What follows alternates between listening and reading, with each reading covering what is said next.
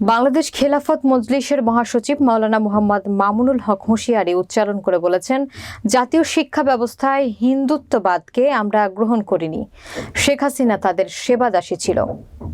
সেই হিন্দুত্ববাদী ভারত সরকার আমার দেশের আগামী প্রজন্মকে হিন্দুত্ববাদে দীক্ষিত করার পায়তারা চালিয়েছিল। এদেশের ইসলাম প্রিয় জনতা বুকের রক্ত দিয়ে হিন্দুত্ববাদকে রুখে দিয়েছে। মাধবদীর নিজস্ব প্রতিনিধি সাকিব খন্দকারের প্রতিবেদনে দেখুন বিস্তারিত।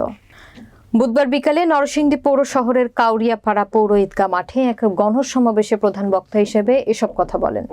বাংলাদেশ খেলাফত মজলিস নরসিংদী জেলা শাখার উদ্যোগে ছাত্র জনতার বিপ্লবের সংগঠিত গণহত্যার বিচার ও নৈরাজ্যবাদের বিরুদ্ধে গণজাগরণ সৃষ্টির লক্ষ্যে আয়োজিত গণসমাবেশে প্রধান অতিথি ছিলেন বাংলাদেশ খেলাফত মজলিসের আমির শাইখুল হাদিস আল্লামা ইসমাইল নূরপুরী। নরসিংদী জেলা শাখার সভাপতি মাওলানা আব্দুন নূরের সভাপতিত্বে অন্যান্যর মধ্যে উপস্থিত থেকে বক্তব্য রাখেন বাংলাদেশ খেলাফত মজলিসের যুগ্ম মহাসচিব জালাল উদ্দিন আহমদ, আতাউল্লাহ আমিন, তাফাজ্জল হোসাইন মিয়াজি, সাংগঠনিক সম্পাদক আজিজুর রহমান হেলাল সহ আরও অনেকে।